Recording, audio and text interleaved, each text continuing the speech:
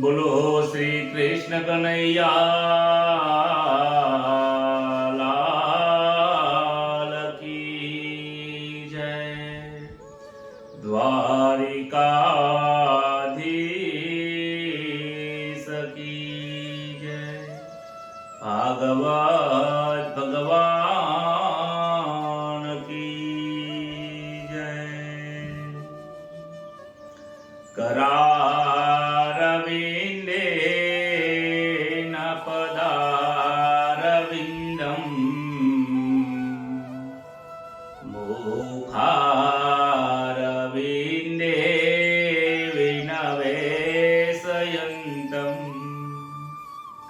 वटस्य पत्रस्य पुटे शयानम् बालं मुकुन्दं मनसा स्मरामि. नमोऽस्तु ते व्यासविशालबुद्धे उल्लारविन्दापतपत्रनेत्रे येन त्वया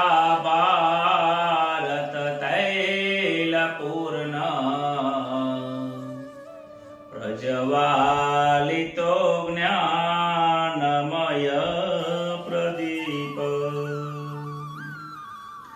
प्रथम नमो गुरुदेवने लरि लरि लागो पाय. हेजी मात पिताने वंदन करो અને રાખો ચરણની. મંગલ દિવસ યાજનો મંગલ સૌનો થાય. હેજી દાસ જયસના માનજો વંદન લાખ કરોડ દાસ જયસના માનજો. જય શ્રી કૃષ્ણ યપા. શ્રી ગણેશાય નમઃ. શ્રી પરમાત્મને નમઃ. પરમ પવિત્ર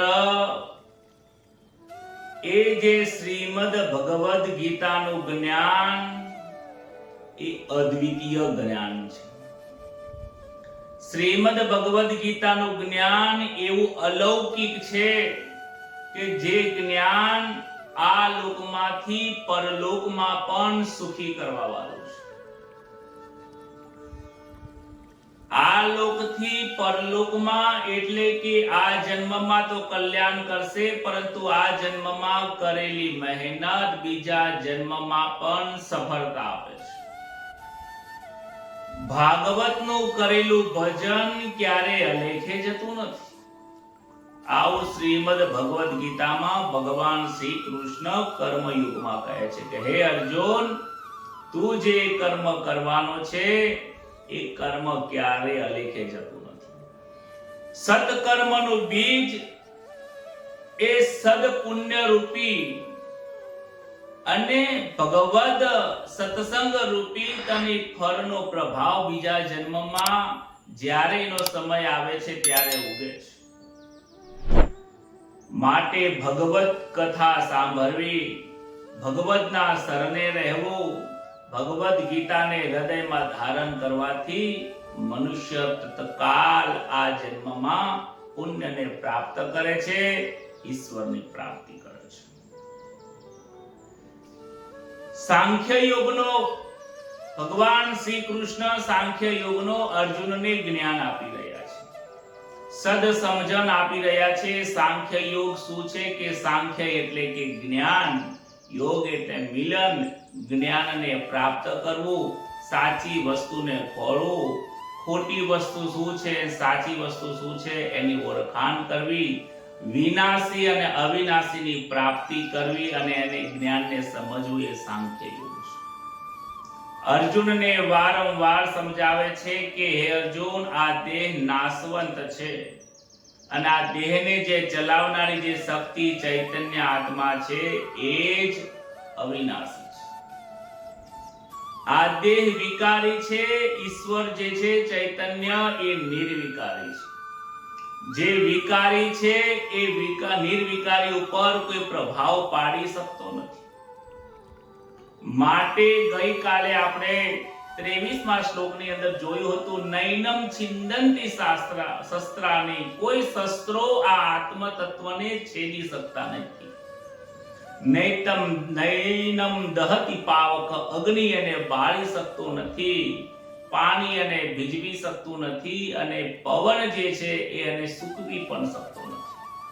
કારણ કે આ ચાર તત્વો, અગ્નિ, પૃથ્વી, વાયુ, જળ, આ ચાર તત્વો એ વિકારી છે. એને જોઈ શકાય છે, હલનચલન કરી શકે છે, એમાં વધઘટ થઈ શકે છે, એ વિકાર રહેલો છે. અને એનો ઉદ્ભવ આકાશ તત્વમાંથી થયેલો છે. આકાશ તત્વ નિર્વિકારી છે. આકાશ તત્વને પણ કોઈ કાપી શકતો નથી, એને કોઈ છેદી શકાતું નથી. જેમ આકાશ આ જગત સમગ્ર બ્રહ્માંડની અંદર વ્યાપ્ત છે, હે અર્જુન, એ રીતે મહાકાશ જે રીતે વ્યાપ્ત છે, એમ ઈશ્વર પણ આ આકાશ સ્વરૂપે એમાં વ્યાપ્ત છે.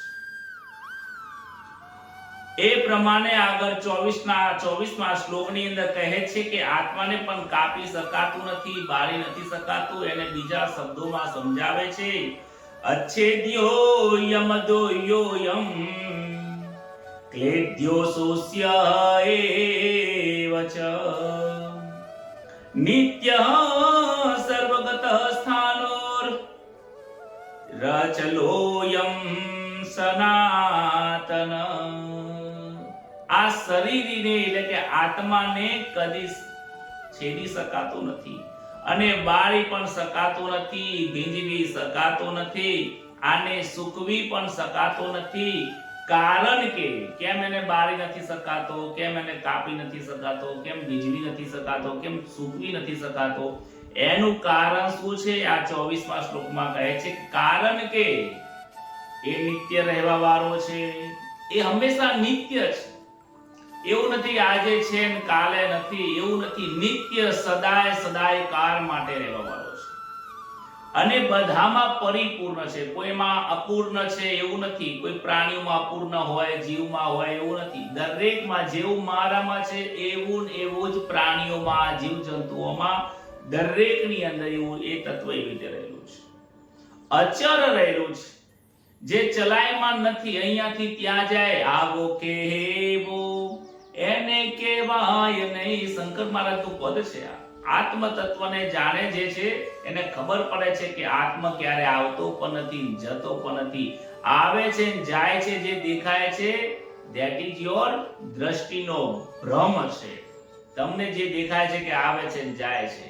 તમે રેલવેમાં બેઠા હોય ને પછી એમ લાગે કે શું થયું, કે મુંબઈ આવી ગયું, અમદાવાદ આવી ગયું, પછી આગળ જાવ એટલે વડોદરા આવ્યું, પછી કહો કે મુંબઈ આવી ગયું. અરે ભાઈ, મુંબઈ એની જગ્યા પર છે, અમદાવાદ પણ એની જગ્યા પર છે, વડોદરા એની જગ્યા પર. તારી ગાડી આવી ગઈ છે, તું ત્યાં પહોંચી ગયો છે. આ દ્રષ્ટિનો ભેદ થાય છે, દ્રષ્ટિનો ભ્રમ થાય છે. ગાડીમાં બેઠા હોય ને તો આ ચાલતા હોય આપણે, પણ આપણને અહેસાસ નથી થતો, પણ બાજુમાં બહારથી જેમ બધા ઝાડ પાન સિટી જેમ નીકળતી હોય ને એમ લાગે છે કે જો ઝાડ આવ્યું, એમ લાગે છે કે આત્મા આમાંથી ગયો, આમાંથી આવો ભાસ થાય છે તમને. આત્મ તત્વ દૂધમાં ઘી છે, એ રીતે આ સંસારમાં, સમગ્ર સંસારમાં વ્યાપ્ત છે. કોઈ એક જગ્યા એવી નથી કે જ્યાં હવા ન હોય. એવી જ રીતે એક જગ્યા એવી નથી, એક કોઈ સ્થળ એવું નથી કે જ્યાં ઈશ્વર તત્વ નથી. અચર છે, ચલાયમાન નથી, સ્થિર સ્વભાવ વાળો છે. આજે આવો સ્વભાવ છે તો કાલે બીજા સ્વભાવ વાળો થઈ જશે, એની પ્રકૃતિ બદલાઈ જશે. એ પ્રકૃતિમાં છે જ નહીં તો એની પ્રકૃતિ કેવી રીતે? પ્રકૃતિ જેમાંથી ઉદ્ભવ થઈ છે. 8 પ્રકારની પ્રકૃતિઓ કહેવામાં આવી છે, અષ્ટધા પ્રકૃતિ કહેવામાં આવી છે. એ પ્રકૃતિના કારણે આ સંસાર જે દેખાય છે એ પ્રકૃતિ છે. અને એ પ્રકૃતિને બીજા શબ્દોમાં જો વર્ણન કરવું હોય તો એનું નામ માયા છે. પરમાત્મામાંથી ઈચ્છા શક્તિ સ્વરૂપ માયાનું પ્રગટ થયું અને એમાં 8 જે થઈ એ અષ્ટતા પ્રકૃતિ, એટલે ભગવાન શ્રી કૃષ્ણને પણ 8 પટરાણીઓ હતી. શ્રી કૃષ્ણ એ પરમાત્મા તત્વ છે અને એમની જે પત્ની છે એમનામાંથી જ ઉદ્ભવ થયેલી છે, જે શું છે? અષ્ટ પટરાણીઓ છે. આ પ્રકૃતિ પણ ઈશ્વરને પ્રાપ્ત કરી શકતી નથી. એ પ્રકૃતિથી પણ પર છે, સ્થિર સ્વભાવ વાળો છે અને કેવો છે? આદિ અને અનાદિ છે. જેનો આદિ નથી પણ અનાદિ છે. કોઈને ખબર જ નથી કે ક્યાંથી ક્યાંથી ચાલ્યો આવ્યો છે. જો એનો આદિ હોય તો એનો અંત નિશ્ચિત છે. ક્યારેક ને ક્યારેક તો અંત આવે જ છે. બ્રહ્મા, વિષ્ણુ, મહેશ, દેવતાઓ, મનુષ્ય, આ સંસારની દરેક વસ્તુઓ બધાનો એક આદિ છે કે આ દિવસથી એમની શરૂઆત થઈ. કે વિષ્ણુના કમળમાંથી બ્રહ્માનું ઉત્પન્ન થયું તો એક દિવસ 100 વર્ષ પૂરા થાય એટલે બ્રહ્મા બદલાઈ જાય. એ રીતે વિષ્ણુને પણ 100 વર્ષ પૂરા થાય એટલે વિષ્ણુ પણ બદલાય. મહારુદ્રને પણ એ રીતે 100 વર્ષ પૂરા થાય મહારુદ્ર પણ બદલાઈ જાય. દેવતાઓનું પણ આયુષ્ય સીમિત છે. પણ પરમાત્મા તત્વ એ અચળ છે, નિત્ય છે અને અવિનાશી છે. આ દેહી, આ આત્મ સ્થિર સ્વભાવ વાળો છે. તે ક્યાંક અહીંયા ત્યાં ક્યાંક કદી એવું થઈ શકાતું નથી અને સ્થાનુર સ્થિર સ્વભાવ વાળો છે. એ હલતો પણ નથી. આ જગતમાં એવી કોઈ જગ્યા નથી કે આત્મા અહીંયાથી અહીંયા ને અહીંયાથી અહીંયા ટ્રાન્સફર થઈ ગયો, એવું પણ નથી. સનાતન છે. આ દેહી અચર છે, સ્થાનુ છે. આ વાત બરાબર છે. હે અર્જુન, તું આ વસ્તુને સમજી લે. માટે સમજવાની જરૂર છે કે જે સાંભળવામાં, વાંચવામાં, સમજવામાં જે પ્રાકૃત સંસાર આવે છે એમાં બધી જગ્યાએ પરિપૂર્ણ તત્વ છે. જેને જોઈ શકાય છે, જેને સમજી શકાય છે, જેને સ્પર્શ કરી શકાય છે. આ બધી વસ્તુ પ્રાકૃત છે. આ સંસારમાં દરેક વસ્તુ એવી જ રહેલી છે. અગ્નિને પણ જોઈ શકાય છે, એનો સ્પર્શ કરી શકાય છે. પવનને ભલે જોઈ નથી શકાતો પરંતુ અનુભવ કરી શકાય છે. આ જે બધી વસ્તુઓ છે એ સર્વગત પદનું તાત્પર્ય છે. આ બધી જ વસ્તુ પરિવર્તનશીલ છે. આ પરિવર્તનશીલ સંસારની અંદર અપરિવર્તન તત્વ જે રહેલું છે એની જ પ્રાપ્તિ કરવાની છે.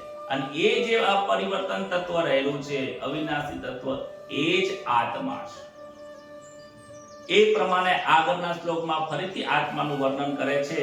અવ્યક્તો યમ ચિંત્યો યો યમ વિકાર્યો યમોચ્યતે તસ્માદ્ દેવં વિદિત્વૈનં નાનો શોચિતુમર્હસિ. હે અર્જુન, આ દેહી પ્રત્યક્ષ નથી દેખાતો. આ આત્માને તમે પ્રત્યક્ષ સ્વરૂપે જોઈ નથી શકાતો. આ નરી આંખે જોઈ શકાય એવો નથી. અવ્યક્તો છે. અવ્યક્તો એટલે આ સંસારને સ્થૂળ રૂપે તમે જોઈ શકો છો પરંતુ આત્માને તમે જોઈ નથી શકતા. અચિંત્ય છે, અચિંત્યોહમ. શ્રી કૃષ્ણ કહે છે એ ચિંતનમાં પણ નથી આવી શકતો. એનામાં કોઈ વિકાર નથી. અચિંત્યો છે. અચિંત્યો એટલે આપણને લાગે કેમ ચિંતન બનાવે. આપણે વિચાર કરીએ, હનુમાનજીનો વિચાર કરીએ કે બ્રહ્માનો વિચાર કરીએ કે વિષ્ણુનો, શ્રી કૃષ્ણનું ચિંતન કરીએ તો શું એનું ચિંતન ન થાય? તો શ્રી કૃષ્ણનું ચિંતન થઈ શકે છે. કેમ કે શ્રી કૃષ્ણ 3 ગુણોમાં આવ્યા છે. એમના પણ સત્વગુણ, રજોગુણ, તમોગુણમાં આવ્યા છે. શ્રી કૃષ્ણને તમે જોઈ શકો છો. શ્રી કૃષ્ણને અર્જુને પ્રત્યક્ષ નિહાળી શકતા હતા કારણ કે એમને જન્મ લીધો છે. એ પણ આ દેહને ધારણ કર્યો છે. એ પણ અહીંયા સગુણ સ્વરૂપે આવ્યા છે. પણ જે નિર્ગુણ તત્વ છે, જે પરમાત્મા તત્વ છે, જેનું જ્ઞાન, પરમાત્માનું જ્ઞાન, આત્માનું જ્ઞાન શ્રી કૃષ્ણ એ જે અર્જુનને આપી રહ્યા છે એ અચિંત્ય છે. જેને જોઈ જ નહીં શકાતો એને મન અને વાણીમાં કેવી રીતે આવી શકે? જરા વિચાર કરો. તમને હું એમ કહું કે મારા સસરાનું ઘર તમે યાદ કરો કે મારા મામાનું ઘર તમે યાદ કરો તો તમે કેવી રીતે યાદ કરશો? તમે એનું ચિંતન કેવી રીતે કરશો? કારણ કે તમે એને જોયો જ નથી. અને જો તમે જોઈ લો પછી બોલી શકાય એવું નથી કારણ કે પછી અનુભવની વાત થઈ જાય છે. જેમ તમે જે વસ્તુને જોયો નથી, જે દેખાતો નથી, એનું ચિંતન કેવી રીતે કરી શકો? બીજા શબ્દોમાં તમને કહી દઉં કે ચિંતનનો વિષય એટલા માટે નથી કે ચિંતન કરવા માટે તમારે શાની જરૂર પડે છે? મનની જરૂર પડે છે. બહુ સમજજો આ વિષયને, બહુ ગહેરાઈ વાળો વિષય છે. ચિંતન કરવા માટે કોઈ વસ્તુને ચિંતન કરવું હોય તો શું જરૂર પડે છે? તમારે મનની જરૂર પડે છે. ત્યાં તમારે બુદ્ધિની જરૂર પડે છે. ચિંતન કરે છે, ચિત્તની જરૂર પડે છે. મન, બુદ્ધિ, ચિત્તને અને ત્યાં જવા માટે અહંકાર કહેતા શરીરની જરૂર પડે છે. આ ચારે ચાર વસ્તુ જે છે એ કેવી છે? એ ચારે ચાર વિકારમાં રહેલી છે. આ મન એની જાતે વિચાર નથી કરી શકતું, એ સ્વયં પ્રકાશિત નથી, જાતે કાર્ય નથી કરી શકતું, પરંતુ એને ચેતન તત્વની જરૂર પડે છે. ચેતન તત્વનો આધાર લેવો પડે છે. અવાચ્ય છે, એને વાણીમાં વર્ણન નથી કરી શકાતું, કારણ કે આ વાણીને બોલવા માટે એ ચેતન તત્વની જરૂર પડે છે. વિચારવા માટે, ચિંતન કરવા માટે એની જે શક્તિની જરૂર પડે છે એ ચૈતન્ય તત્વ છે. હવે જે ખુદ સ્વયં મન, બુદ્ધિ, ચિત્ત અને અહંકાર જે સ્વયં ખુદ શક્તિ સ્વરૂપ નથી, જેનામાં ખુદ બોલવાની, વિચારવાની શક્તિ જાતે પોતે સ્વયં પ્રકાશિત નથી, એક બીજા પ્રકાશને કેવી રીતે જોઈ શકે? ઘરમાં અંધારું હોય અને કોઈ વસ્તુ લેવા તમારે જવું હોય તો તમારે શું કરવું પડે? એક સાધન આંખની જરૂર પડે અને બીજું આંખ એ જાતે નથી જોઈ શકતો, કારણ કે એને આંખને એક પ્રકાશની જરૂર પડે છે. તો તમારે બહારથી દીવો લઈને જવું પડે છે, ત્યારે અંધારામાં એક વસ્તુ દેખાય છે. પણ જે અંધારાની અંદર, એક રૂમની અંદર દીવો પડ્યો હોય, દીવાને લેવા જવું હોય, દીવાની પ્રાપ્તિ કરવા જવું હોય, દીવાને લેવા જવું હોય તો બીજો દીવો લઈને દીવો શોધવા જવાની જરૂર પડતી નથી, કારણ કે દીવો સ્વયં પ્રકાશિત છે. આત્મ તત્વ સ્વયં પ્રકાશિત છે. જ્યારે આ દેહના જેટલા પણ ગુણધર્મો છે, 3 ગુણો કહીએ, 4 અંતઃકરણ કહીએ, મન, બુદ્ધિ, ચિત્ત, અહંકાર, અંતઃકરણ કહીએ કે 5 ઇન્દ્રિયો કહીએ, 5 જ્ઞાનેન્દ્રિય કહીએ, 5 પ્રાણ કહીએ, આ બધા જ સ્વયં પ્રકાશિત નથી, સ્વયં સંચાલિત નથી. એ આત્મ તત્વના કારણે ચાલી રહ્યું છે. સૂર્યનો પ્રકાશ છે એટલા માટે તારાઓ આપણને ઝગમગ ઝગમગ દેખાય છે. તારાઓમાં પ્રકાશ નથી, એ સૂર્યના પ્રકાશના કારણે દેખાય છે. ચંદ્ર કેમ દેખાય છે? ચંદ્રનો પોતાનો ખુદનો પ્રકાશ નથી, પરંતુ રાત્રે ચંદ્રની ધરતી ઉપર સૂર્યનો પ્રકાશ પડે છે એટલે ચંદ્ર આપણને સફેદ દેખાય છે અંધારામાં. એવી જેમ સૂર્ય સ્વયં પ્રકાશિત છે, એ રીતે પરમાત્મા સ્વયં પ્રકાશિત છે. અને આ જે શરીરના જે તત્વો છે, 52 તત્વ, એ સ્વયં પ્રકાશિત નથી, માટે એના દ્વારા આપણે એની ઓળખાણ નથી કરી શકતા. કહે છે કે એમાં વિકાર નથી, આત્મ તત્વમાં વિકાર નથી. આથી દેહીને જાણવા માટે તારે એની પાસે શોક કરવાની જરૂર નથી. એ આત્મ તત્વ એટલા માટે અવિનાશી છે, એટલા માટે તારે એ મરવાનો જ નથી, તારે શોક કરવાની જરૂર નથી. એ વાણીનો વિષય નથી, વાણીની બહાર છે. 52 તત્વની એ બહાર રહેલો છે.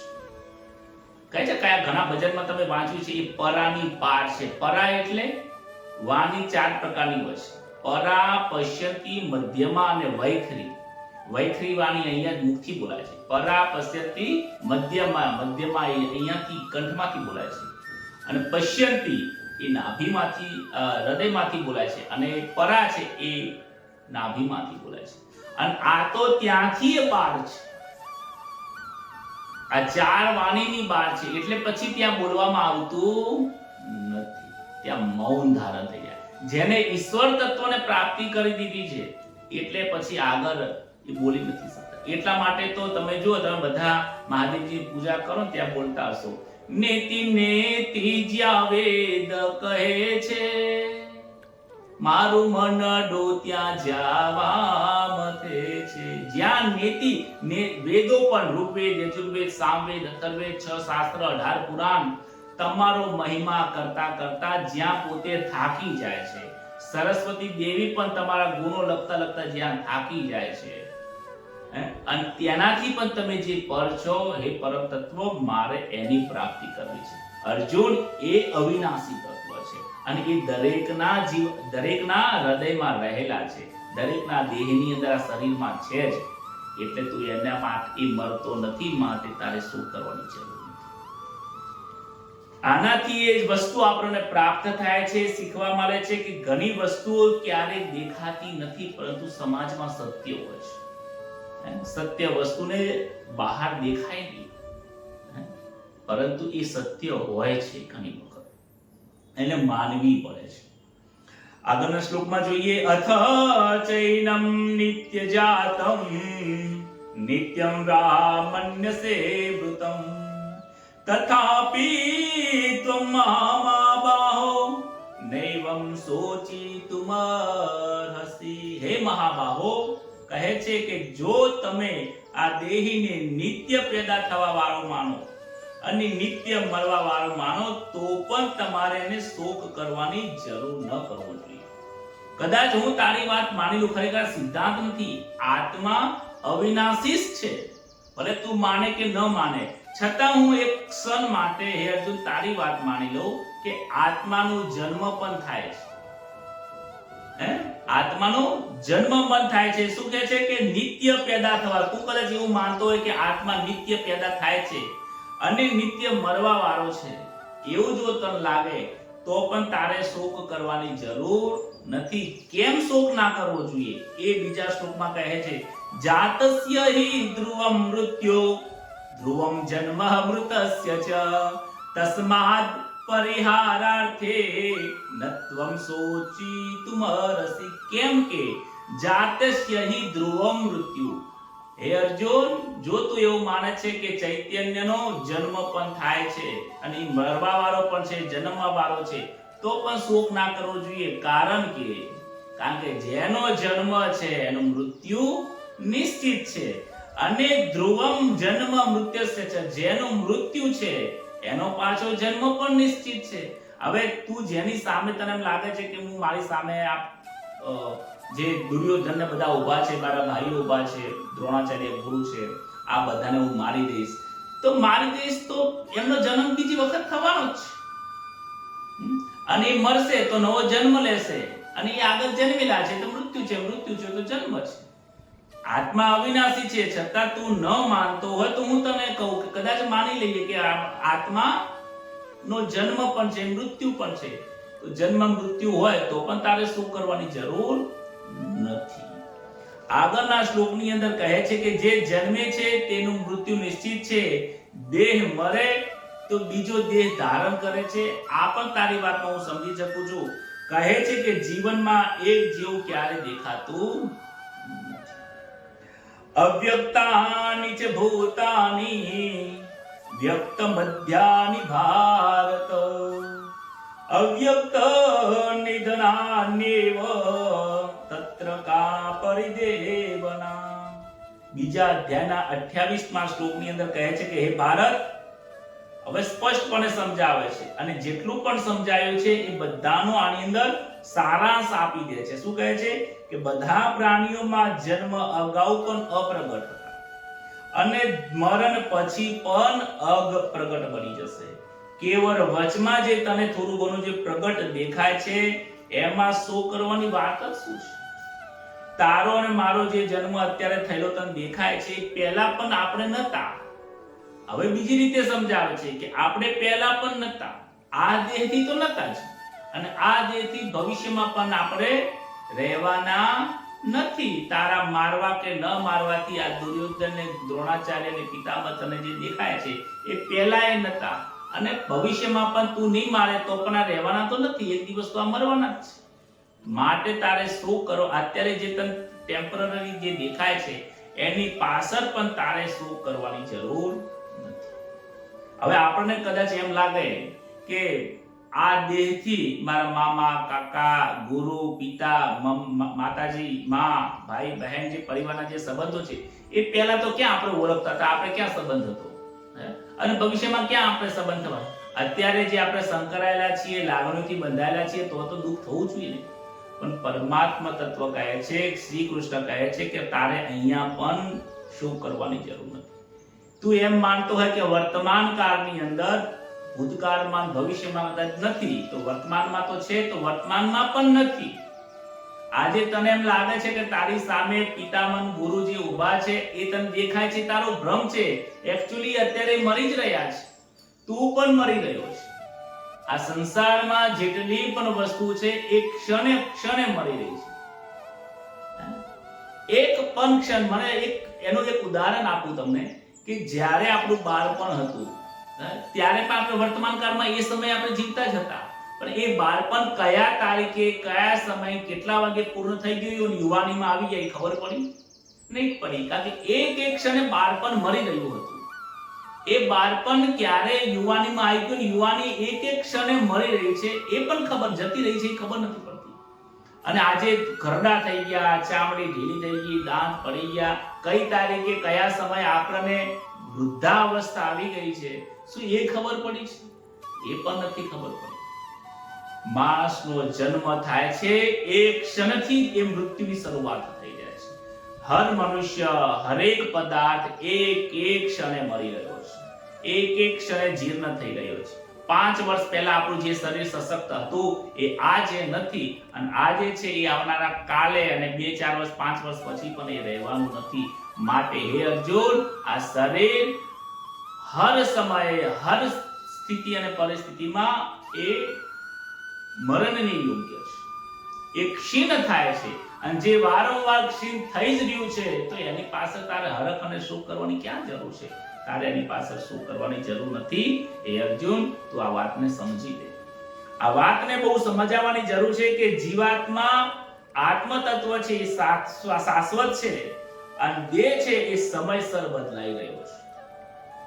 સમાજની અંદર પણ તમે જોજો તમારા જે વ્યવહાર હશે ને એ વારંવાર બદલાયા કરતા હશે. પહેલા ભાઈનો વ્યવહાર થતો હતો, પછી મામાનો વ્યવહાર થવા માંડ્યો, પછી તમારા ઘરના કોઈ નાના તરીકેનો વ્યવહાર થવા માંડ્યો. તમે જુઓ વ્યવહાર તમારો બદલાતો જાય છે. તમારા સંબંધો જ સ્થિર રહેતા નથી તો એ સંબંધ સાચા કેવી રીતે ગણી શકાય? તમે પેલા બાળક હતા, યુવાન થઈ ગયા, પિતા બની ગયા, દાદા બની ગયા, પરદાદા બની ગયા, કોઈના સસરા બની ગયા, કોઈના પૌત્ર બની ગયા. શું છે આ બધું? વારંવાર સંબંધો પણ ક્ષણે ક્ષણે મરી રહ્યા છે. એક સંબંધ મરે છે, બીજો સંબંધ ઉભો થાય છે. આ વ્યવહારમાં પણ આવું જ થાય છે. મનના પણ તમે જો મન પણ એક ક્ષણે એક વિચાર કર્યો, બીજો પેલો વિચાર મૂકી દેશે, બીજો વિચાર ઉદ્ભવ કરશે, બીજો વિચાર મૂકશે, ત્રીજો વિચાર શરૂઆત કરશે. મન પણ ક્ષણે ક્ષણે મરતું જાય છે. સુખદેવજી મહારાજ પરીક્ષિતને એ જ સમજાવતા હતા, હે પરીક્ષિત, તારો આ દેહ એ તું નથી, તું આ દેહથી અલગ છે. આવું જ્યારે સમતા આવી જાય છે ને, આજના કથામાં આવશે, જ્યારે આવી સમતા તને આવી જશે ને પછી તને ક્યારેય દુઃખ નહીં લાગે, પછી તને આત્મ તત્વની ઓળખાણ થશે. ભગવાન હવે શરીરની અલૌકિકતાનું વર્ણન કરે છે. અત્યાર સુધીમાં ભગવાને એને શું સમજાવ્યું છે કે એનું કર્તવ્ય કર્મ એને બતાવી દીધું, એનો ધર્મ એને બતાવી દીધો, આ દેહ શું છે ને આત્મ તત્વ શું છે એ બતાવી દીધું. હવે આત્માની અલૌકિકતા કેવી છે એ સમજાવે છે. એની અંદર ભગવાન એનો રાગ અને છંદ બદલે છે. આશ્ચર્યવત પાસ્યતિ કશ્ચિદેના માશ્ચર્ય ભૂતં તથૈવ ચાન્ય આશ્ચર્યવત ચૈનમન્યઃ શૃણોતિ. બહુ સરસ મજાનો શ્લોક છે. શ્રુતવાપ્યેનં વેદ ન ચૈવ કશ્ચિत्. અર્જુનને કહે છે કે હે અર્જુન, આ આત્મ તત્વને, આ દેહીને, આ દેહ નહીં, દેહમાં રહેવાનો દેહી એટલે કે ચૈતન્યને કેટલાક લોકો આશ્ચર્યથી જોઈ રહ્યા છે. અને કેવી રીતે જોવે છે? આત્મ તત્વને, ચૈતન્યને કેવી રીતે જોવે છે? કેટલાક લોકો, થોડાક લોકો કેવી રીતે જોવે? આશ્ચર્યથી જોવે છે. આ વસ્તુ જે સમજાતું નથી, પણ આગળ આપણે વિચાર કરીએ એટલે સમજાશે. અને તેવી જ રીતે અન્ય કોઈક લોકો, થોડા લોકો એને આશ્ચર્ય રીતે વર્ણન કરે છે કે આત્મા આવો છે, આત્મા આવો છે, આશ્ચર્ય રીતે વર્ણન કરે છે. અન્ય કોઈક એને આશ્ચર્ય રીતે સાંભળી પણ રહ્યા છે. આશ્ચર્ય ખરેખર આવો આત્મા છે, આવો આત્મા છે, આશ્ચર્ય રીતે સાંભળે છે. અને એને સાંભળ્યા પછી પણ, જોયા પછી પણ, વર્ણન કર્યા પછી પણ હે અર્જુન, કોઈક એને જાણતા પણ નથી. કેટલાક સાંભળે તો છે પરંતુ સમજી નથી શકતા, એને ઓળખી શકતા નથી. સાંભળવું અને ઓળખવું એમાં ઘણો ફરક છે. જોવું અને ઓળખવું એમાં પણ ફરક છે. વર્ણન કરવું અને ઓળખાણમાં ઘણો ફરક છે. ઘણી વખત ઘરમાં જ સંત હોય, પિતામાં સંત હોય, ગુરુ હોય, પરંતુ એ પિતા સંત છે કે કયું સ્વરૂપ છે એ આપણને ઓળખાણ ઘણી વખત થતી. ઘરમાં જ ગુરુ હોય, ગામની અંદર સારા સંત રહેલા હોય, કુટુંબ પરિવારમાં જ કોઈક સંત મહાપુરુષ હોય. શરીર કપડાથી ના સમજતા હો, આવું તિલક ટપકા કર્યા નથી ના સમજતા. એના જીવનના સ્વધર્મના પાલનના ઉપરથી, એના સંતોના લક્ષણ ઉપરથી એ આપણે પરખાઈ જતા હોય છે. ઘરમાં જ સંત હોય પણ એની ઓળખાણ થતી નથી. કોઈને મામા દેખાય છે, કોઈને પિતા દેખાય છે, કોઈને દાદા દેખાય છે, કોઈને બેન દેખાય છે, કોઈને ભાભી દેખાય છે, સંબંધો દેખાય છે, એને ઓળખી નથી શકતા. આમ કદાચ ઓળખ્યા તમે, ઓળખાણ પડી જાય તો પછી બીજી કોઈ સમજવાની જરૂર. જો ઓળખાણ થઈ જાય તો વ્યવહારિક સંબંધો છૂટી જાય છે. જ્યાં સુધી વ્યવહારિક સંબંધોથી તમારું જીવન ચાલે છે તો સમજી લેવાનું કે તમને હજી એ સાચા પુરુષની ઓળખાણ થઈ નથી. એવું ને એવું એ ઉદાહરણથી અહીંયા સમજાય છે કે અહીંયાથી શાસ્ત્રોથી તમને એ કદાચ વર્ણનથી તમે વર્ણન કરી શકે, પરંતુ શાસ્ત્રો ઉપર તમને વિશ્વાસ નથી આવતો, કારણ કે તમે એને સમજી નથી, ઓળખીને ઓળખાણ કરવાનું બાકી રહી જાય છે. બહુ ધ્યાનપૂર્વક આ વસ્તુને સમજજો કે જેવી રીતે બીજી વસ્તુઓ જોવામાં, સાંભળવામાં, વાંચવામાં આવે છે, એવી રીતે આત્મ તત્વને જાણવાનો હોતો નથી કે ચલો આ આત્મા આવ્યો, જોઈ લીધું, ઓળખી લીધું, ચલો વાત પૂરી થઈ ગઈ. આવું નથી. મેં કહ્યું અને તમે સાંભળ્યું, મેં વર્ણન આત્માનું કર્યું, તમે સાંભળ્યું, એનાથી ઓળખાણ નથી થઈ જતી. ઓળખાણ એનાથી દૂર છે. સમજજો. તમે સાંભળ્યું, એ સાંભળવાથી કોઈ જગ્યાએ મોબાઈલથી સાંભળ્યું કે કોઈના ગુરુ જોડેથી સાંભળ્યું, કોઈ સદગુરુ મહારાજોથી સાંભળ્યું, કોઈ ચોપડીમાંથી વાંચીને સાંભળ્યું, એ સાંભળવા માત્રથી પણ એની ઓળખાણ નથી થઈ જતી. ઓળખાણ ઘણી અલગ વસ્તુ છે. અને ઓળખાણ સમજજો, આગળના શ્લોકમાં આવી ગયું કે મનથી પણ નથી થતી, કારણ કે મન એ તત્વ સુધી પહોંચી નથી શકતું. બુદ્ધિ પણ નથી કરી શકતી, કારણ કે તમે વિચારવા જશો તો વિચારવાથી પણ નહીં થઈ શકે, કારણ કે બુદ્ધિથી એ પર છે. સમજજો. ચિંતન પણ નહીં કરી શકો, ચિંતનથી પણ પર છે. અને આંખોથી તો જોઈ નથી શકાતો, એટલે તમે એને જોઈને પણ વિચારી નહીં શકો, કારણ કે એ સ્વયં પ્રકાશી છે. અને આ સંસારના જેટલા પણ પદાર્થો છે, માન લો કે આ ભગવદ ગીતાને એક પુસ્તક તરીકે જો જોઈ લીધું તો આ પુસ્તકને સ્પર્શ કરી શકાય છે, તો આમાં વિકાર છે. આ પુસ્તકો ક્યારેક ક્ષીણ થઈ જશે, પુસ્તકમાંથી પણ ઘણા પત્તાઓ ફાટવા લાગ્યા છે. તો આ પુસ્તકનું જ્ઞાન પણ તમને એની પહેચાન નથી કરાવી શકતી, એનાથી ઓળખાણ નથી કરાવી શકતી. તો હવે અહીંયા પ્રશ્ન થશે કે મહારાજ, જો સાંભળવાથી, વાંચવાથી, બોલવાથી જો એની ઓળખાણ ન થઈ શકે તો ઓળખાણ કેવી રીતે કરવી? એ બહુ મુખ્ય પ્રશ્ન છે. ગુરુની ઓળખાણ કરવી, આત્મ તત્વની ઓળખાણ કરવી, પરમાત્મા તત્વની ઓળખાણ કરવી એ એટલું સહેલું નથી. કહે છે કે તારામાં સ્વયં પ્રકાશ, જેમ કહે સૂર્ય સ્વયં પ્રકાશિત છે, સૂર્યને પ્રકાશની જરૂર નથી. જે પ્રકાશિત છે એને પ્રકાશની જરૂર નથી. જે સ્વયં પ્રકાશિત છે, કોણ પ્રકાશિત છે? એ આત્મ તત્વ સ્વયં પ્રકાશિત છે. એ તમારા હૃદયમાં ઓલરેડી છે જ, તમારા હૃદયમાં છે. હે અર્જુન, તારામાં છે, મારામાં છે, આ જેટલા પણ લોકો છે, જીવ માત્ર, પ્રાણી માત્ર, દરેકમાં એ ચૈતન્ય તત્વ સ્વયં પ્રકાશિત છે જ. હવે એને પારખવાનું કેવી રીતે છે? તો પારખવાની શક્તિ શું છે કે આ દેહી પ્રાકૃતથી અતીત છે. પ્રાકૃત એટલે જેને સ્પર્શ કરી શકાય, બોલી શકાય, સમજી શકાય, હાથ અડાડી શકાય, બધી પ્રાકૃત છે સંસારની. આ જે દ્રષ્ટિથી દેખાય છે બધી પ્રાકૃત છે. આ પ્રાકૃતથી અતીત છે. કેવો છે? અકૃત છે. એ કોઈ ક્રિયા નથી કરી શકતો, અકર્તા છે, ક્રિયામાં નથી આવતો. નિર્ગુણ છે. 3 સત્વગુણ, રજોગુણ, તમોગુણ, આ 3 ગુણોમાં પણ નથી આવતો. ભગવાન શ્રી કૃષ્ણ તો ગુણોમાં આવી ગયા છે. એમનામાં સારા ગુણો પણ છે, એમને ક્યારેક ગુસ્સો પણ આવી જાય છે. આત્માને નથી આવતો ગુસ્સો. શ્રી કૃષ્ણને ક્યારે ગુસ્સો આવી જાય? રામજીએ બાણ ઉપાડ્યું, આત્મ તત્વ બાણ નથી ઉપાડી શકતા, ગંભીર નથી સહી કરતા, કારણ કે એ નિર્ગુણ તત્વ છે, અદ્વૈત છે. આત્મ તત્વ એક જ છે. એ આત્મ તત્વ જેવું જેવું બીજું કોઈ તત્વ પણ છે એવું નથી. અદ્વૈત છે, એક જ તત્વ છે. દ્વૈત એટલે શિવ અને જીવ, અને અદ્વૈત છે એ એક જ તત્વ છે. આત્મ તત્વ જેવું બીજું કોઈ તત્વ આ સંસારમાં, બ્રહ્માંડમાં, કોઈ લોકમાં નથી. એક રસ છે, સમાન એક જ જેવો રસ છે. જેવું અહીંયા છે એવું એવું બીજા લોક પરલોકમાં જ્યાં પણ જાઓ એ સમાન રસ છે. મેં ગઈકાલે ઉદાહરણ આપ્યું તો સરબત છે, એવું સમાન રસ છે. અજન્મા છે, એનો જન્મ નથી. અવિનાશી છે, એનો ક્યારે વિનાશ નથી. અદ્રશ્ય છે, એને આ નરી આંખોથી, આ પ્રાકૃત વસ્તુથી એને સમજી નથી શકાતું. વૈજ્ઞાનિકો ઘણો મહેનત કરે, ઘણો પ્રયત્ન કરે, પરંતુ જે અદ્રશ્ય જ વસ્તુ છે, જે દ્રશ્યમાં ના આવે ને અદ્રશ્ય કહેવાય, તો તમે એને કેવી રીતે જોઈ શકશો? અદ્રશ્ય છે, અવાચ્ય છે, મુખના શબ્દોથી વર્ણન થઈ શકે એવું નથી. અલગ છે, એને લખવામાં પણ આવી શકતો નથી. એટલે તો લખ્યું છે નેતિ નેતિ. એટલે અલગ છે, અદ્વિતીય છે. આ જે છે એના કરતા અલગ જ પ્રકારની કઈક વસ્તુ અલૌકિક છે.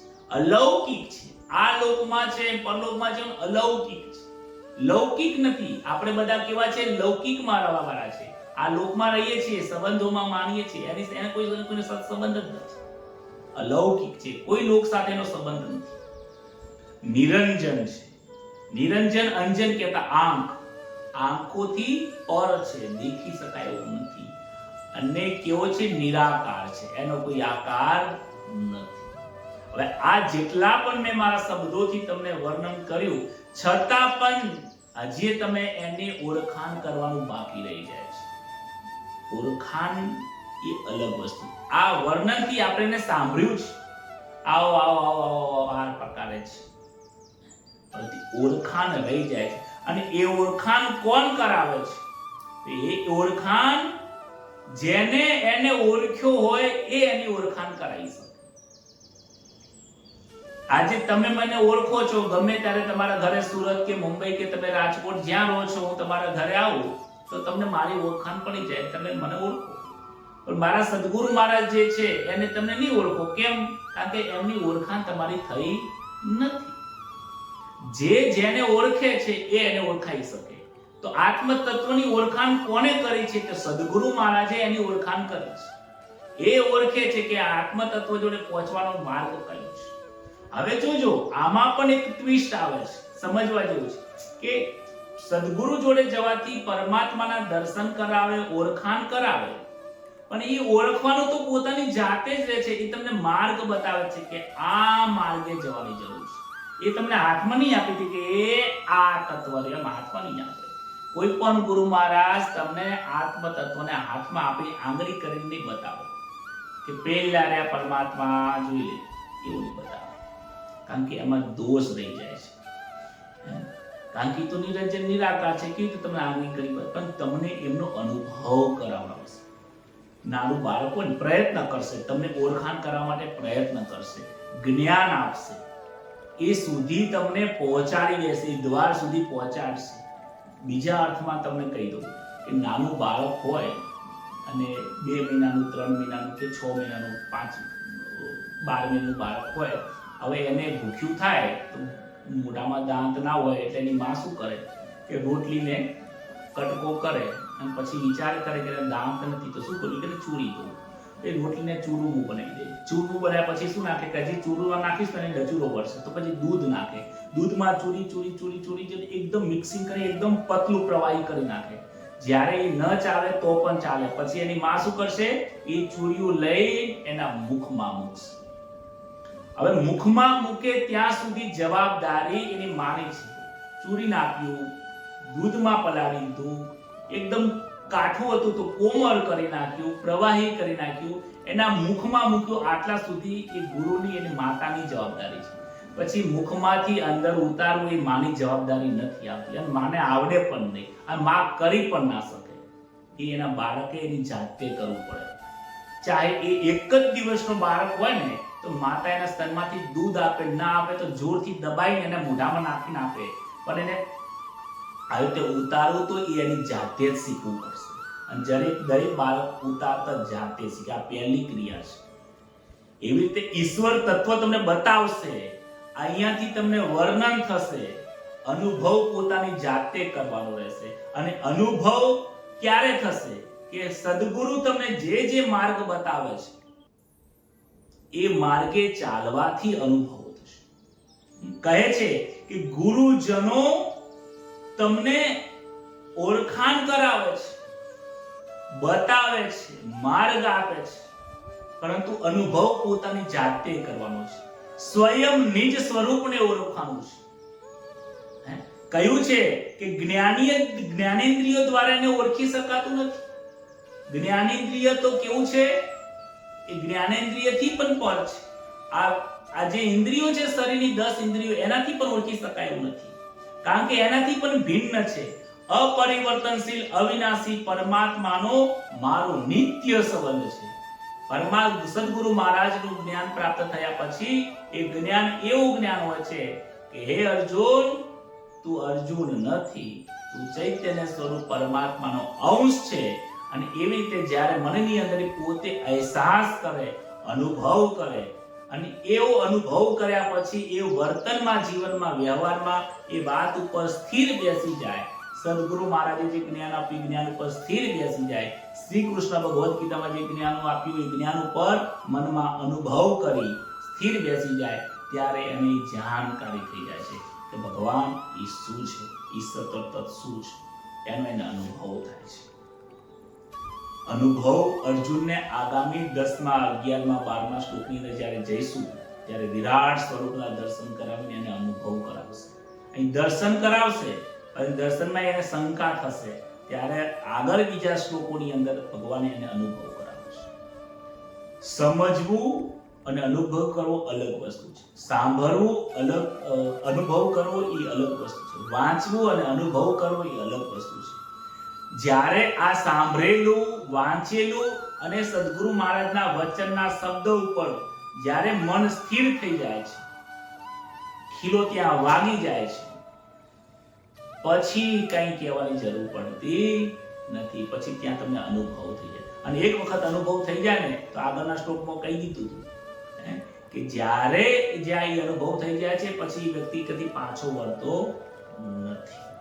આવું આ શ્રીમદ ભગવદ્ ગીતાના 30મા શ્લોકની અંદરથી આપણને વસ્તુ પ્રાપ્ત થાય. હું દેહ નથી, હું દેહી છું. હું શરીર નથી, હું આત્મા છું. આત્મ તત્વ ચૈતન્ય એ મારું સ્વરૂપ છે. મારો મૃત્યુ નથી, મારો જન્મ નથી, હું નિરંજન નિરાકાર છું. મને કોઈ સુખ નથી, મને દુઃખ નથી. આવો અહેસાસ થઈને નિત્ય સ્વરૂપમાં જે રહે છે એને અનુભવ થઈ જાય છે. સ્વધર્મમપિ ચાવેક્ષ્ય ન ચ વિકમ્પતુર્મહસી ધર્મ્યાદિ યુદ્ધાચ્છેયોન્યાત ક્ષત્રિયસ્ય ન વિદ્યતે. અર્જુનને આવો અનુભવ કરવાનું કહે છે કે અર્જુન તું આવો અનુભવ કર.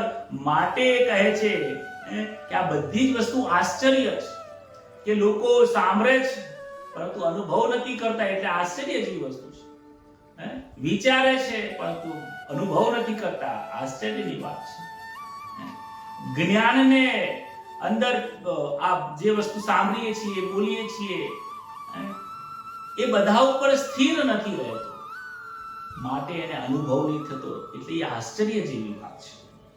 હવે પોતાના ધર્મ પ્રમાણે લડવાની વાત એ અહીંયા સ્વધર્મની વાત કરીને સમજાવે છે કે હે અર્જુન, પોતાના ધર્મને જોઈને તમારે વિકંપિત અર્થાત કર્તવ્ય કર્મથી વિચલિત ન થવું જોઈએ. કેમ કે ધર્મમય યુદ્ધથી મોટું ક્ષત્રિય માટે કલ્યાણકારી કોઈ કર્મ નથી. હવે એને સ્વધર્મનું આગળ એક જ્ઞાન આપે છે કે સ્વધર્મ એટલે શું? સ્વ એટલે પોતે. પોતે જેને જેનામાં જાણે છે એ એનો ધર્મ છે. જો હું પોતાને બ્રાહ્મણ માનું છું તો મારું બ્રાહ્મણ એ મારો સ્વધર્મ છે.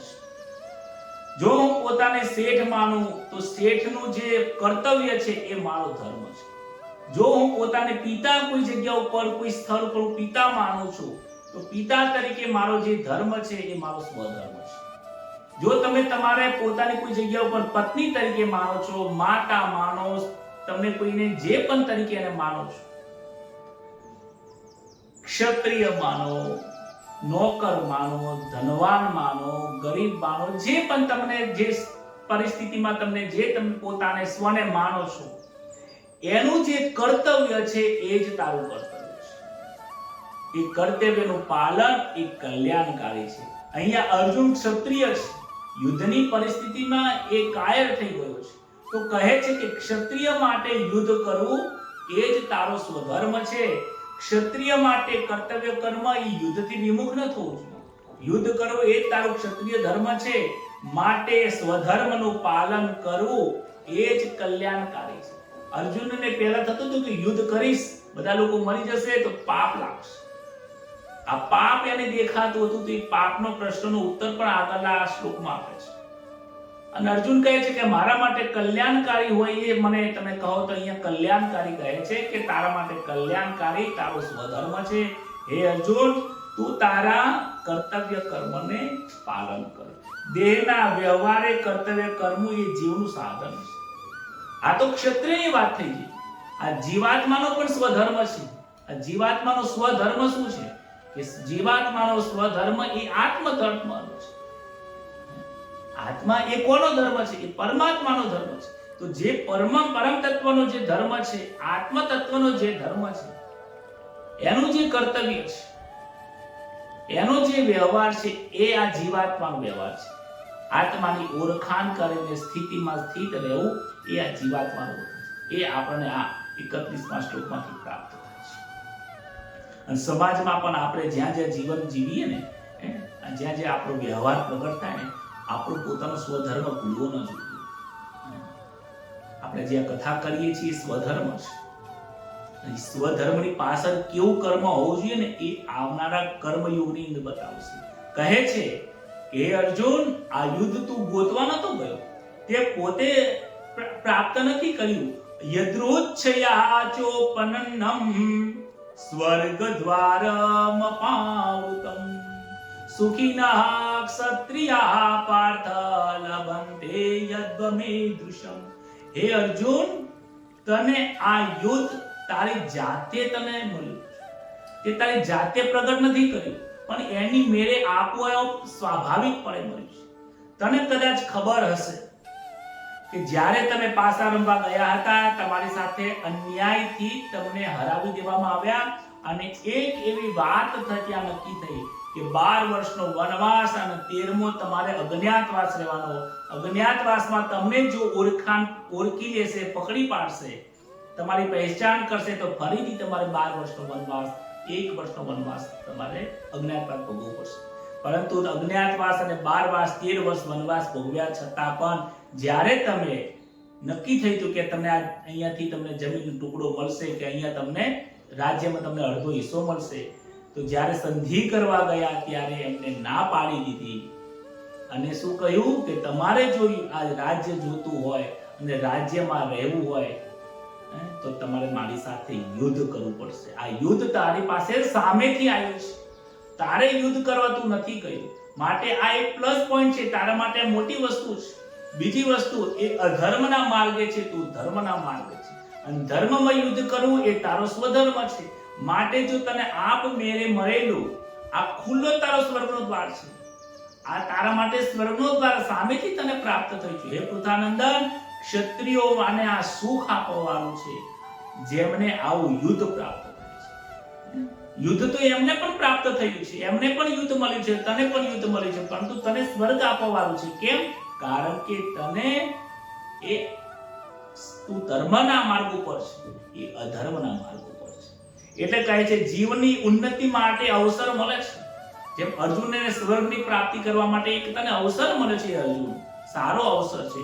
આ જીવાત્માને પણ મનુષ્યનો જન્મ મળ્યો એ એની ઉન્નતિ પ્રાપ્ત કરવા માટે, ઈશ્વરની પ્રાપ્તિ કરવા માટે અવસર પ્રાપ્ત થયો. અવસર હે રે જાય નાલ્યા માનવી છે ને આવું એક ભજન, તારો અવસર એરે ન જાય એ માનવી તું વિચાર કર. તને પણ એક અવસર મળ્યો છે, દરેક જીવાત્માને અવસર મળ્યો છે. કેમ કૂતરાને, પ્રાણીઓને કે બીજા કોઈ જનાવરને કે જીવજંતુને નથી મળ્યો, તમને કેમ મળ્યો? તમારા માટે કાંઈક પુણ્ય કર્મ સારા કરીને આવ્યા છો. અને એમાં પણ જુઓ ને, ઘણા લોકો તાર નિંદ કરી રહ્યા છે, તમે આટલે મોડી રાત સુધી તમે ભગવત કથા સાંભળો છો. તમે જાગૃત જીવ છો, તમારે ઈશ્વરની પ્રાપ્તિ કરવી છે.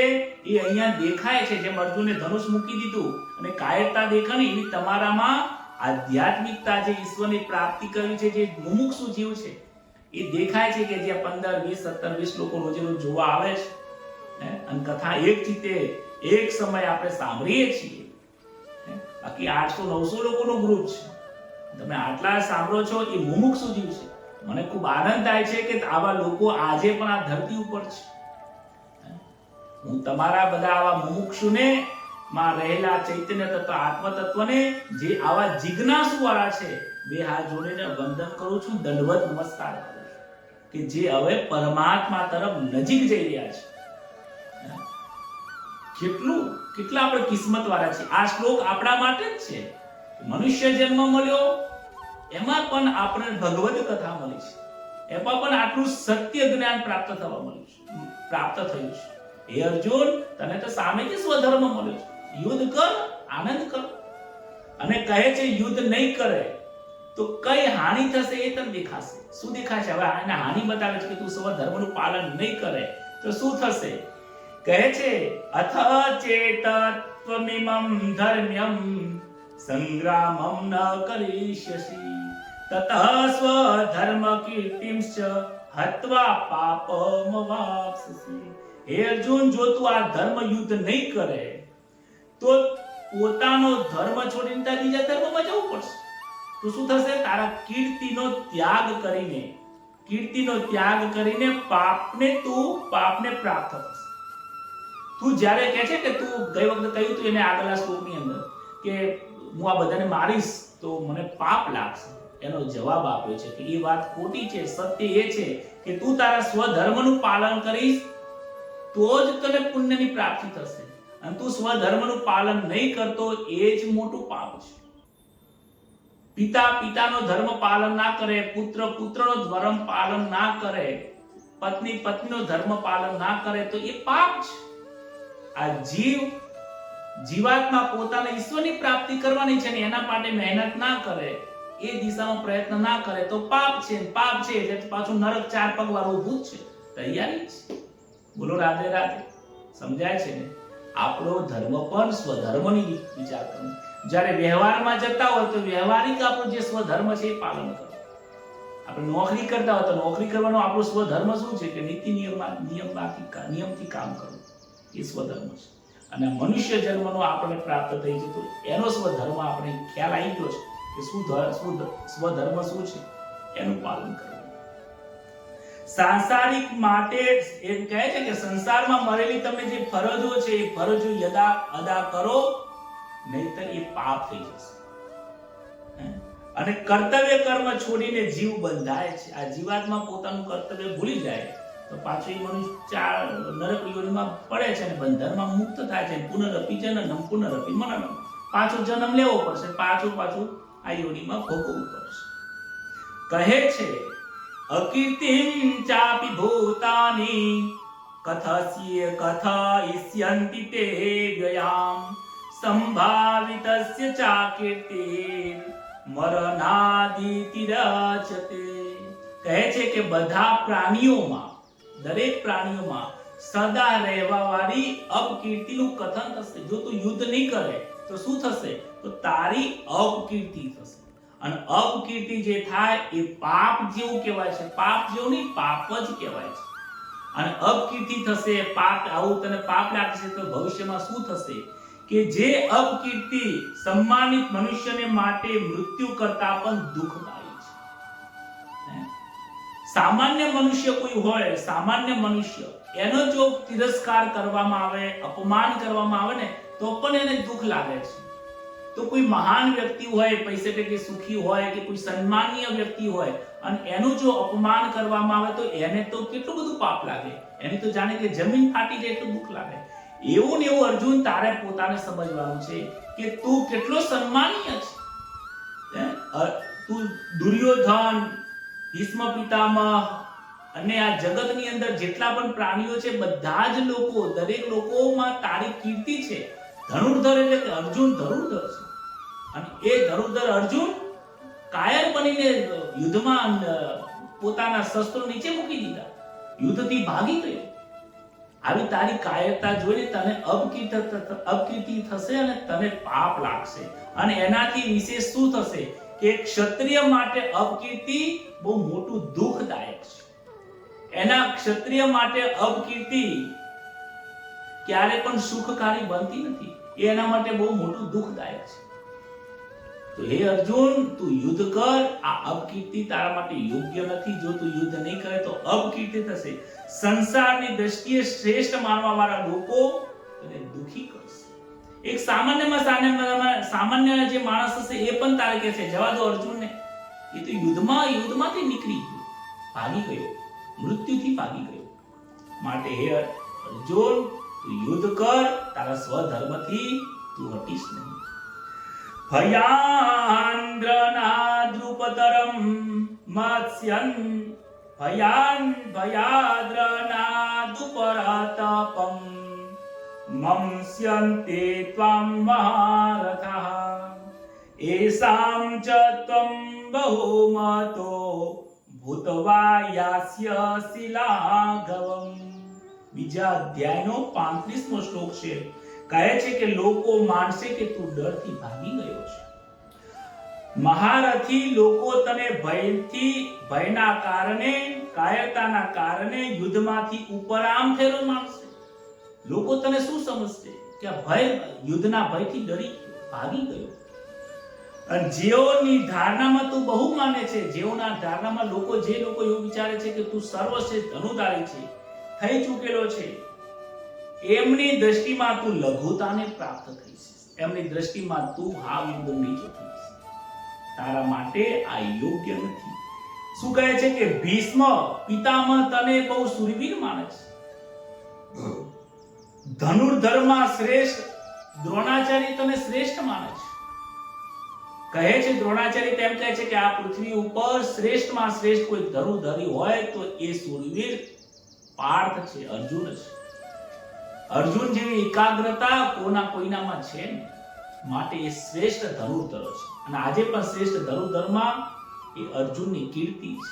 તો હે અર્જુન, તારી જે લોકો વાહ કરે છે, ત્યારે તું જે લોકોની અંદર સન્માન પ્રાપ્ત કર્યું છે, એ જ લોકો જ તારો નિંદા કરશે કે એ શ્રેષ્ઠ વ્યક્તિ કેવી રીતે ગણી શકાય, જે યુદ્ધથી ભાગી જાય, પોતાના સ્વધર્મથી ભાગી જાય, ભયના કારણે ભાગી જાય.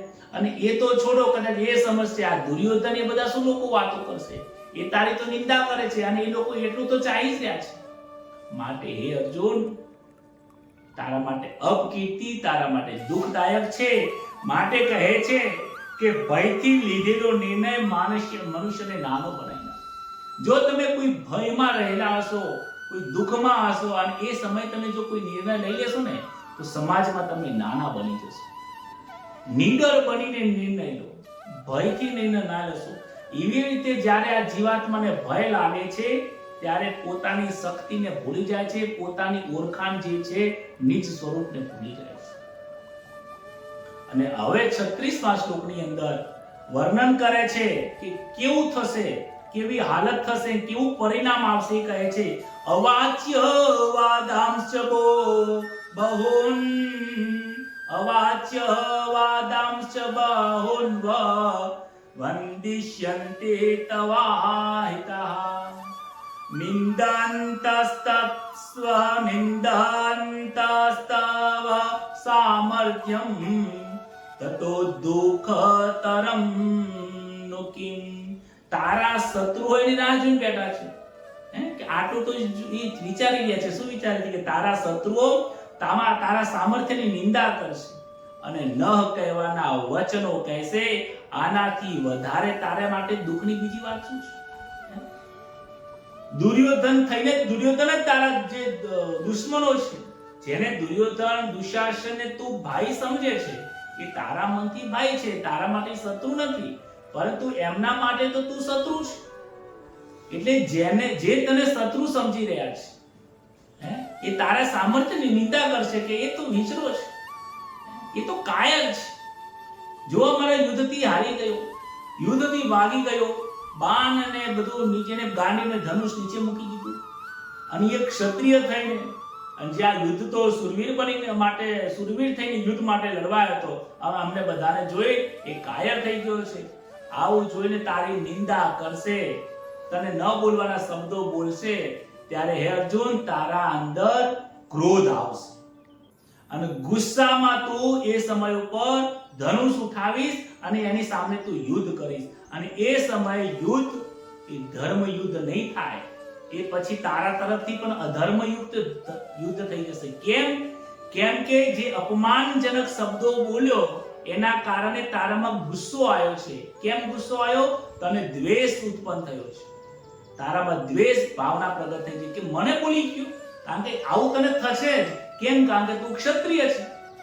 તું ક્ષત્રિય છે એટલે તું નિંદા સહન નહીં કરી શકે, તું તારું અપમાન સહન નહીં કરી શકે. એક ક્ષત્રિય પોતાનું અપમાન અને નિંદા સહન નથી કરી શકતો, માટે તું ભવિષ્યમાં પાછો એ નિંદા કરશે એટલે તું બાણ ઉઠાઈને યુદ્ધ કરીશ, અને એ ધર્મ યુદ્ધ નહીં કહેવાય. માટે જો તને આપોઆપ આ ધર્મ યુદ્ધ પ્રાપ્ત થયું છે તો સ્વધર્મનું પાલન કર. આમે તું યુદ્ધ તો કરવાનો છે, કારણ કે ભવિષ્ય છે, તો ધર્મથી યુદ્ધ કર. અપકીર્તિ પ્રાપ્ત કર્યા પછી તું યુદ્ધ કરે તો એનું કોઈ કાર્ય નથી. માટે આ મોટા તારા માટે દુઃખની વાત છે. માટે હે અર્જુન, તને જે સ્વધર્મ તને સામેથી પ્રાપ્ત થયું છે એનું તું પાલન કર, અને એ પાલન કરવાથી તું તારા જીવનની અંદર સ્વર્ગની પ્રાપ્ત કરીશ. કહે છે હતો વા પ્રાપ્સસી સ્વર્ગમ જીતવા વા ભોક્ષસે મહિમ તસ્માદુત્તિષ્ઠ કૌન્તેય યુદ્ધાય કૃતનિશ્ચય. તું જો યુદ્ધમાં માર્યો જઈશ તો સ્વર્ગની પ્રાપ્તિ થશે, અને જો તું યુદ્ધમાં જીતીશ તો તું પૃથ્વીનું રાજ્ય ભોગવીશ. આથી હે કુંતી નંદન, યુદ્ધ માટે નિશ્ચય કરીને હવે તું ઉભો થઈ. તારામાં ગુસ્સો, એ લોકોની નિંદા સાંભળીને તારામાં ગુસ્સો આવે, ક્રોધ આવે, અને ક્રોધથી અધર્મયુક્ત તું પછી યુદ્ધ કરે, અને પછી તું નરકમાં જાય, પાપને ભોગવે. એના કરતા આજે તને સ્વધર્મ પ્રાપ્ત થયું છે કે જો ધર્મયુક્ત તું યુદ્ધ કરીશ, સ્વધર્મથી યુદ્ધ કરીશ, અને એમાં જો તું માર્યો જઈશ તો તું સ્વર્ગમાં જઈશ. કારણ કે તે ધર્મમય યુદ્ધ કર્યું છે, દેશની રક્ષા માટે તે યુદ્ધ કર્યું છે. અને જો તું જીતી જઈશ તો આ પૃથ્વીનું તું રાજ્ય ભોગવીશ. તારા હાથમાં, બંને હાથમાં લાડુ છે, તને ક્યાંય દોષ નથી લાગવાનો, તને ક્યાંય પાપ નથી લાગવાનો. માટે હે અર્જુન, તું ઊભો થા, નિશ્ચય કર, ઉત્તિષ્ઠ, અને શું કહે છે? યુદ્ધાય કૃત નિશ્ચય. નિશ્ચય બનીને, હવે મનમાં શંકા રાખ્યા વગર નિશ્ચય કરીને તું યુદ્ધ કર. નિશ્ચય કરીને યુદ્ધ કરી જઈશ તો તું હંમેશા માટે સ્વર્ગને પ્રાપ્ત થઈશ. હિંમત જે રાખવા વાળો વ્યક્તિ છે એના બંને હાથમાં લાડુ છે. હિંમત જે ફાઇટ કરે છે, હિંમતથી જે નિર્ણય લે છે, એને હંમેશા માટે સુખની પ્રાપ્તિ થાય છે. કર્તવ્ય કર્મ કરનાર જીવ ઉન્નતિને પ્રાપ્ત થાય છે. આ જીવાત્માની કર્તવ્ય કર્મ ઈશ્વરનો માર્ગ જો પકડશે, આજે આપણે કાર્ય કરી રહ્યા છીએ અને તમે જે સાંભળી રહ્યા છીએ, ઈશ્વરનો માર્ગ છે, ઈશ્વરને ખોરવાનો માર્ગ છે. ઈશ્વરને ખોરવા માટે તમે હું મંથન કરીએ છીએ. હું અહીંયા બેઠો છું, તમે ત્યાં બેઠા છો, બંને જણે મંથન કરીએ છીએ, અને આમાંથી ઈશ્વરનું પ્રાગટ્ય થાય છે, અને ઈશ્વરના આપણે દર્શન કરવાના છે. આ આપણો સ્વધર્મ છે, અને આ સ્વધર્મ પાલન કરીશું તો ભગવાને ખુદ ગીતાજીના 37મા શ્લોકમાં કીધું છે કે જે સ્વધર્મનું પાલન કરે છે બંને હાથમાં લાડુ છે. આ જન્મની અંદર પણ આપણે આ લોકમાં પણ આનંદની પ્રાપ્તિ થશે, પરલોકમાં પણ આનંદની પ્રાપ્તિ થશે, અને આ જીવાત્મા ક્યાંય પણ જતો નથી, નિજ સ્વરૂપમાં પ્રાપ્તિ થાય છે. આ જ શ્રીમદ ભગવતનું જ્ઞાન છે, આ અનંત જ્ઞાન છે, જે અવાચ્ય છે, અદ્વિતીય છે, અલૌકિક જ્ઞાન છે. આ જ્ઞાનને જે વ્યક્તિ પોતાના હૃદયમાં ધારણ કરે છે એને જ પરમાત્માની પ્રાપ્તિ થાય છે. એ જ વાત સાથે આજની વાણીને હું અહીંયા અલ્પ વિરામ આપું છું. આવતીકાલે 38મા શ્લોકથી ફરીથી એને આપણે પ્રગટ કરીશું. એ જ વાત સાથે બોલો શ્રી કૃષ્ણ કનૈયા લાલ કી જય. આવો આજે મંજીરાના તાલની અંદર ભગવાન શ્રી કૃષ્ણ નામની અંદર મગ્ન બનીએ. હરે રામ રામ રામ હરે હરે, હરે કૃષ્ણ કૃષ્ણ કૃષ્ણ હરે હરે, હરે રામ રામ રામ હરે હરે, હરે કૃષ્ણ કૃષ્ણ કૃષ્ણ હરે રામ રામ રામ હરે હરે, હરે કૃષ્ણ કૃષ્ણ કૃષ્ણ હરે હરે, હરે રામ રામ રામ હરે હરે, હરે કૃષ્ણ હરે હરે. કૃષ્ણ કનૈયા લાલ કી જય. દ્વારિકાધીશ કી જય. ભાગવત ભગવાન કી જય. નમઃ પાર્વતી પતય. હર હર મહાદેવ. સૌ સંતોને, હરિભક્તોને, દાસ જયેશના જય શ્રી કૃષ્ણ. ખૂબ ખૂબ સૌને રામ રામ. અને બહુ આનંદની વાત છે કે તમે તમારા વિચારોને પ્રગટ કરો છો. મને પણ ખૂબ આનંદ આવે છે, તમને પણ ખૂબ આનંદ થતો હશે. અને ખૂબ ભગવાનનું ભજન કરીએ, ખૂબ આ ભગવદ્ ગીતાને વાંચીએ, મનન કરીએ. અને જો બપોરે અને ક્યારે પણ સમય મળે તો આની આ જ કથાને, આના આ જ બ્રહ્મસત્રને વારંવાર સાંભળીએ. પહેલો જે અધ્યાય હતો, બીજો અધ્યાય, ત્રીજો અધ્યાય, જેમ એક વિડીયો છે, વારંવાર સાંભળીએ. વારંવાર સાંભળવાથી મનની અંદર એક ઘર કરી જશે. અને ઘર કરશે ને એટલે તમે જોજો એ પછી ક્યારે જશે નહીં. અને ભગવદ્ ગીતા જેમ મનમાં ઘર કરી જાય તો કેટલો આનંદ કરાવી દે છે. માટે એ જ વાત સાથે સૌને જય શ્રી કૃષ્ણ. શુભરાત્રિ.